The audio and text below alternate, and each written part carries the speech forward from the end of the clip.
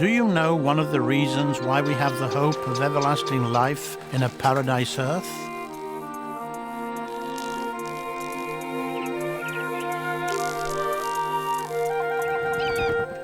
A young boy who trusted in God was a key to our hope.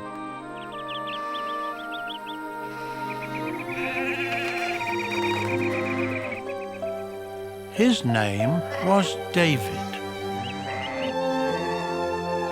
He was a shepherd in ancient Bible times. He had to be brave and courageous in order to protect his sheep.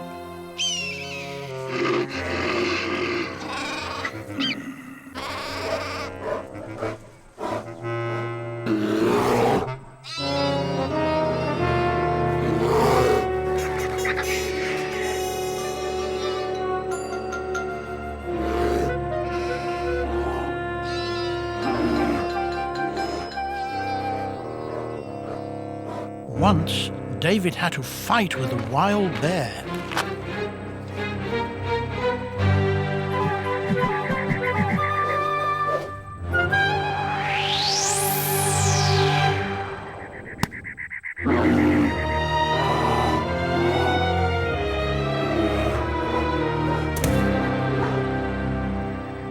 Even though he was only a lad, he always trusted in God.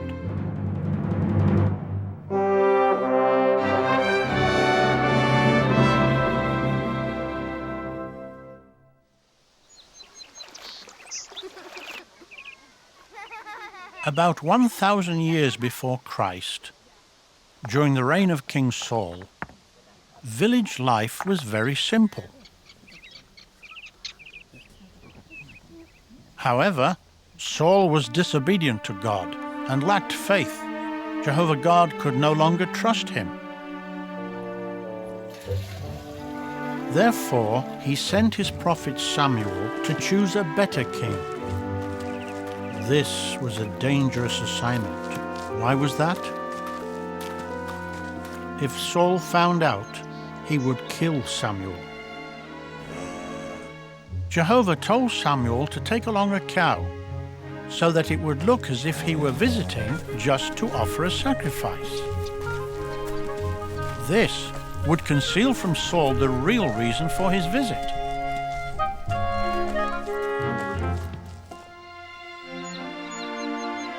Samuel finally arrived at Jesse's house in Bethlehem.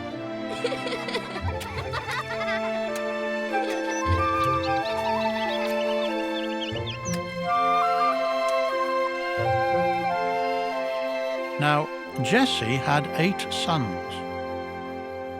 When Samuel saw the eldest son, Eliab, who was tall and impressive, he thought, "Surely this is the one I should choose." But Jehovah warned Samuel, "Do not be fooled by appearances. I see the real man on the inside." Samuel went looking at 6 more of Jesse's sons. But Jehovah did not choose Abinadab, nor Shammah, nor any of the others. "Well," asked Samuel, "are these all the boys?" Jesse said that there was only the youngest son, David, who was out caring for the sheep. "Bring him in," Samuel said.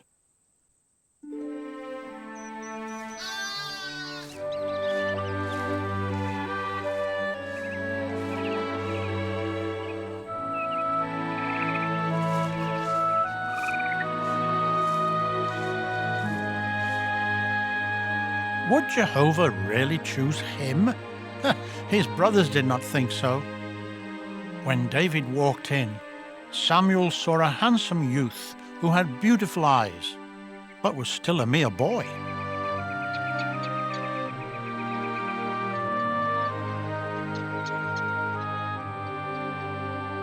To everyone's surprise, Jehovah said to Samuel, "This is the one who will put his trust in me.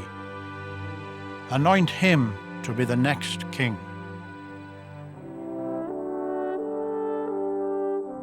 From then on, Jehovah's Spirit was with David.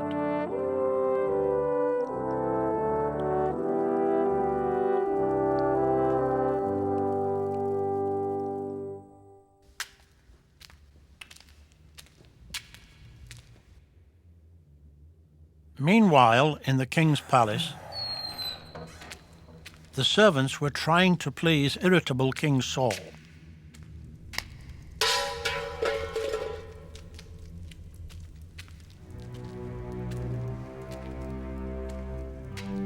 Wicked King Saul realized that God had rejected him. This made him have terrifying moods. His servants walked in fear and dread of him. What could be done to make Saul feel better? He needed something to calm his nerves. A court official recommended soothing music played on a harp. A skilled harpist was called. Who did it turn out to be? None other than David. Saul came to love David because his music made him feel better.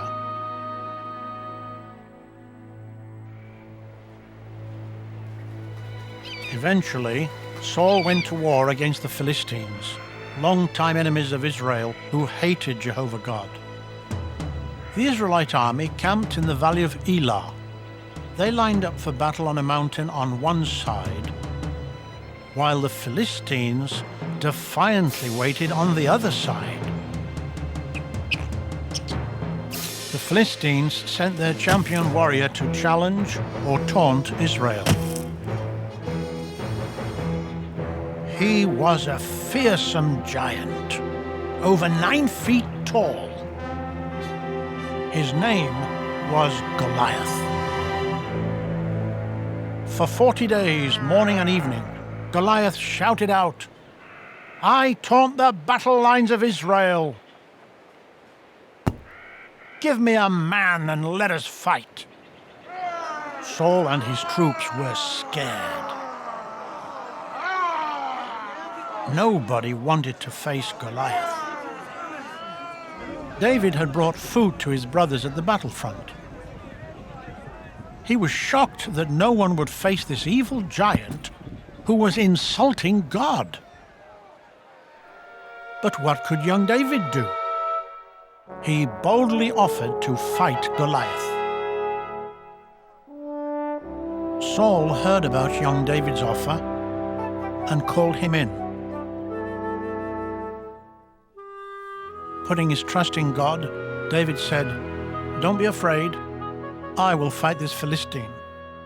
Saul exclaimed, "You're too young to face this veteran warrior." David said, "God has protected me in the past. He will save me now from this Philistine. Goliath must die, for he has taunted the living God, Jehovah." So what did David use as weapons?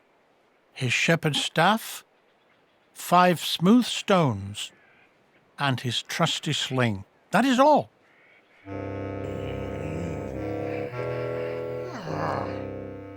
The giant could hardly believe his eyes. Who was this boy coming out to face him? "Am I a dog that you come to me with a staff?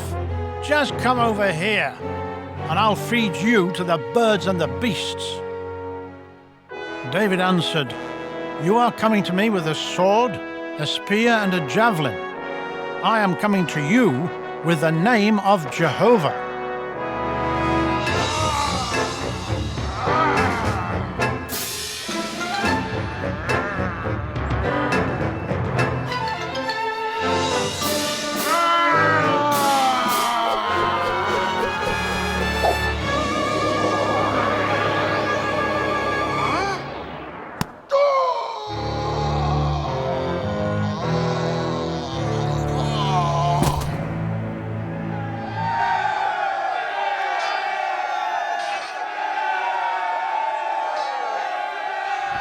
The Philistines panicked and fled. The God of Israel had triumphed at the hand of a mere shepherd boy.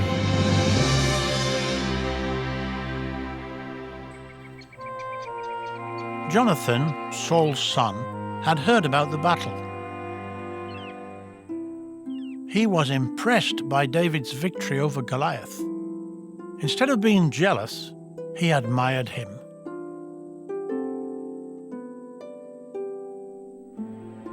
They became the very best of friends. Jonathan promised to support David to the end.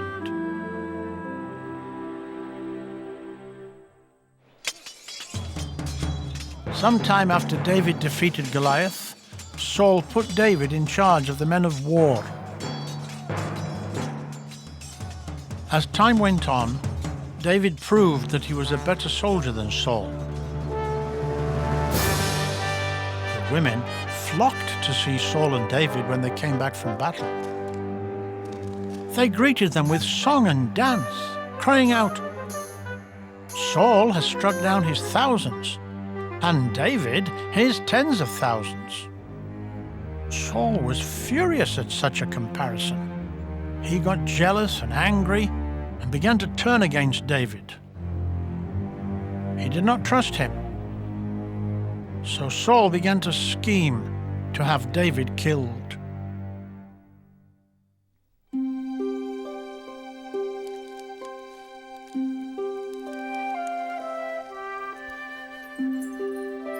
Saul had a beautiful daughter called Michal.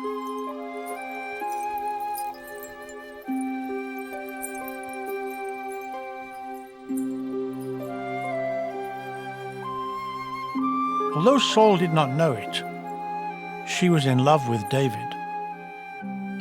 Saul's servants realized that she wanted to marry him.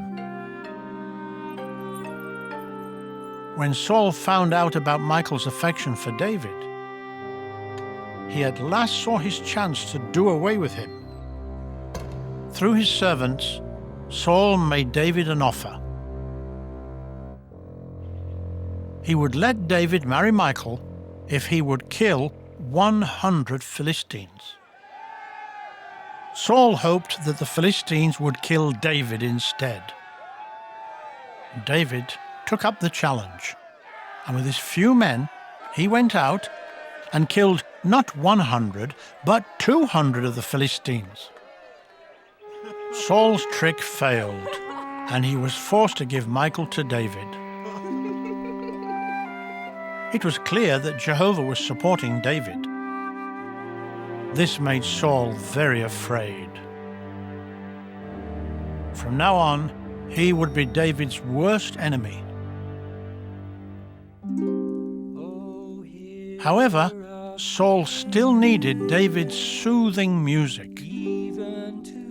But not for long. Saul's hatred became very clear.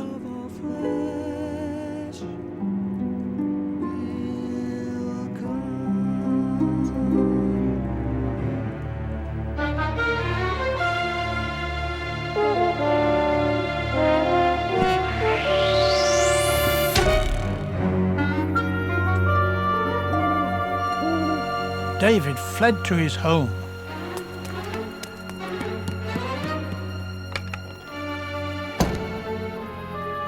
Michal warned him, "If you don't run away tonight, tomorrow you'll be dead."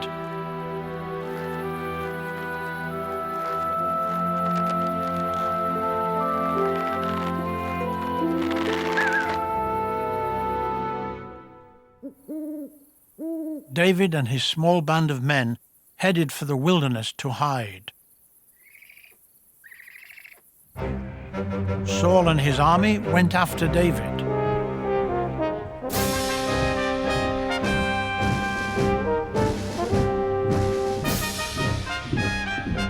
David was forced to flee deeper and deeper into the wilderness. What unknown dangers lay ahead?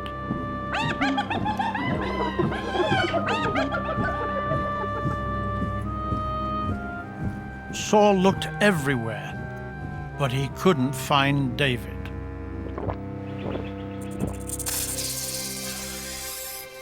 But he was determined to destroy him.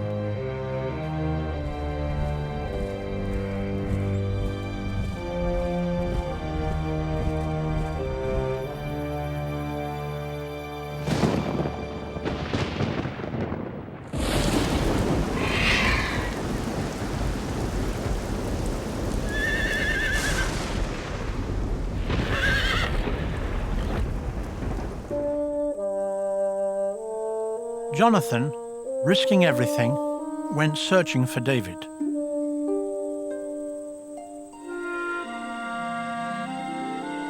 He hoped to encourage him. Finding him was no easy task.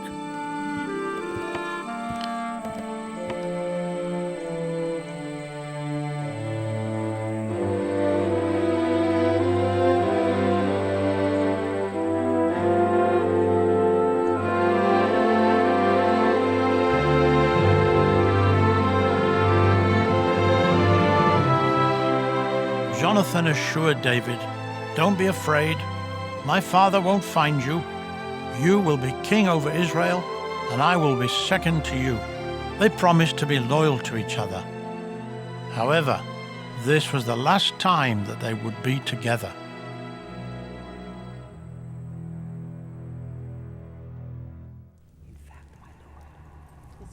In time, Saul found out where David was hiding.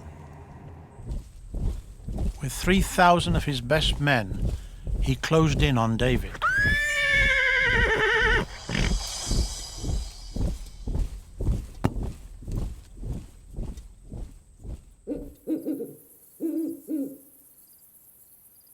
However, David's spies told him where Saul was camped.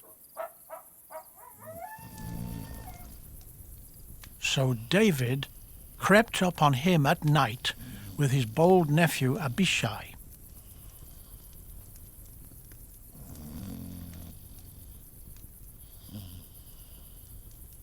All the guards had fallen asleep.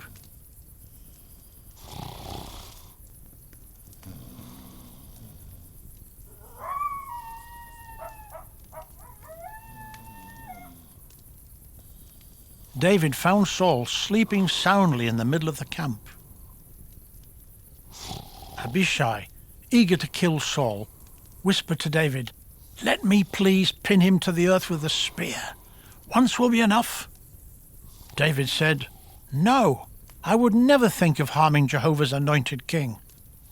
Instead, let's take his spear and water jug and then get out of here."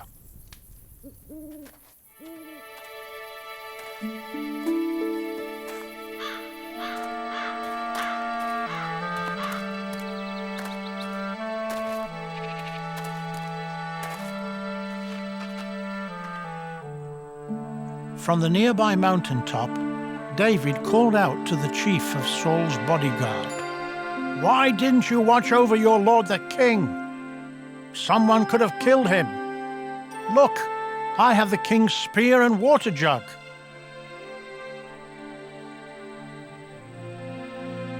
Then he said to Saul, "I could have killed you, but I didn't. I trust Jehovah to respect my life and protect me from all my enemies."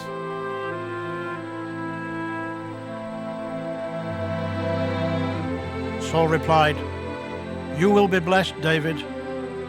Without a doubt, you will be the winner." With that, David left, and Saul returned home.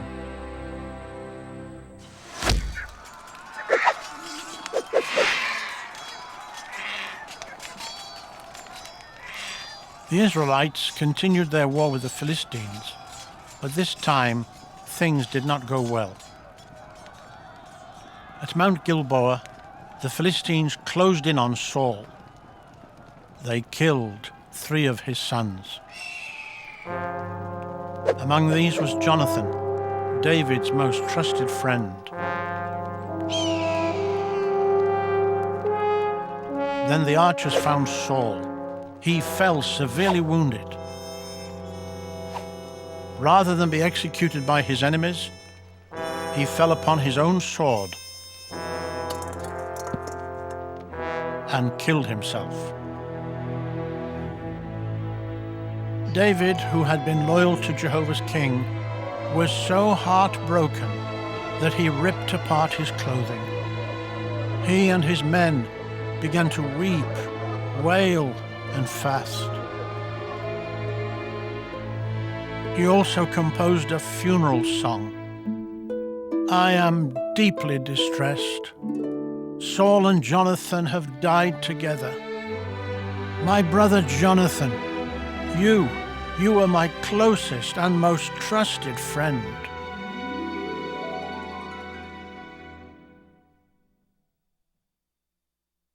Years later, God's promise came true when David, who had trusted in Jehovah, was crowned as king over all Israel. David later built his palace in Jerusalem, which came to be called the City of David. He loved Jehovah's worship so much that he had the Ark of the Covenant brought to Jerusalem. The Ark was a sacred chest covered in gold and used in worship of Jehovah. It had been kept outside the city. Eventually, after checking Jehovah's instructions carefully, the Levite priests carried the covered ark on their shoulders with rods.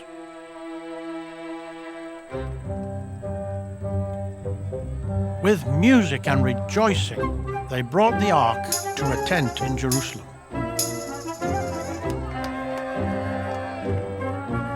It was a great and happy day for David and for Israel. Skipping about, David was filled with joy. Jehovah's worship was being given first place.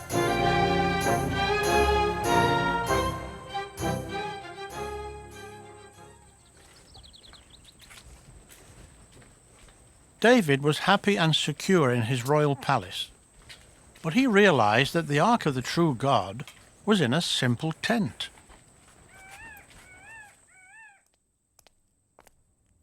David wanted to build a beautiful temple for Jehovah. Would Jehovah allow that? Nathan the prophet was sent by Jehovah to tell David his decision. However, to David's surprise, Nathan told him that as a man of war, he would not build the temple. That privilege would go to a future son.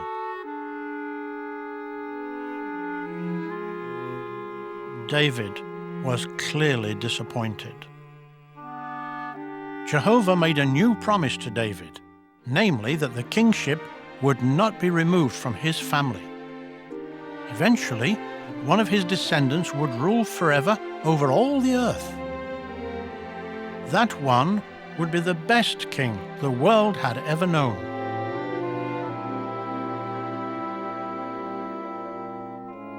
However, sometime later, David entered into perhaps the saddest part of his life.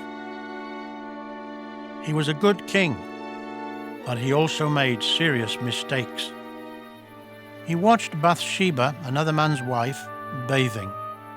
He desired her, sent for her, and took her to his bed. Then he had Bathsheba's husband killed in battle.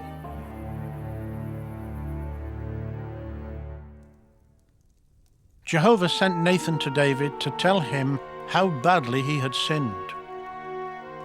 Because of the kingdom promise, he would not lose his life, but Jehovah would punish him severely. David showed that he was very sorry for what he had done. With tears, he wrote in Psalm 51, "Show me favor, O God, according to your loving kindness. Against you I have sinned, and what is bad in your eyes I have done." Jehovah forgave David for his serious sins.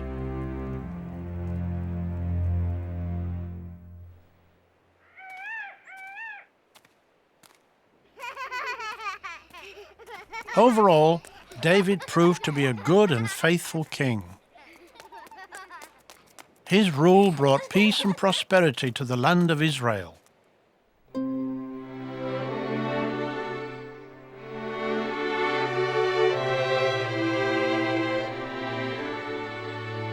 Toward the end of his life, David reminded his son Solomon, who was to be the next king, of the valuable lessons he had learned in life. trust in Jehovah even when the challenges seem too great to overcome. Be strong and trust in Jehovah, even if you have to wait for God's promises to be fulfilled. Walk in God's ways and admit your mistakes. Never stop serving the true God and trusting in Him.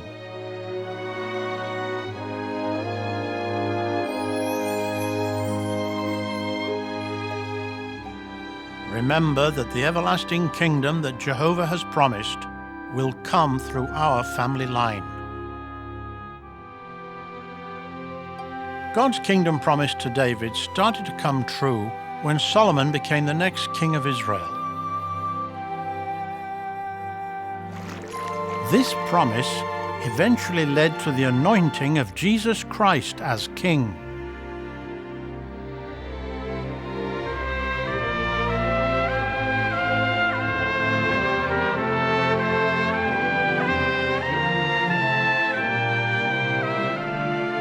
Jesus, now ruling from the heavens, is the rightful ruler over all the earth. He will reign over a global paradise.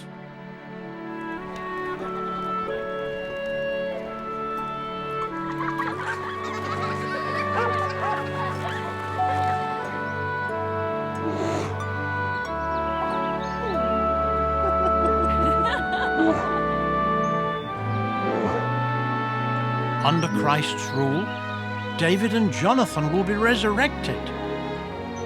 They will meet again.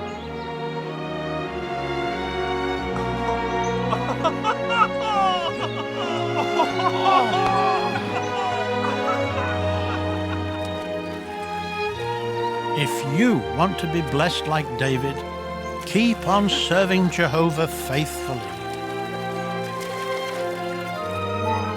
Then you will receive everlasting life with David and Jonathan in God's new world.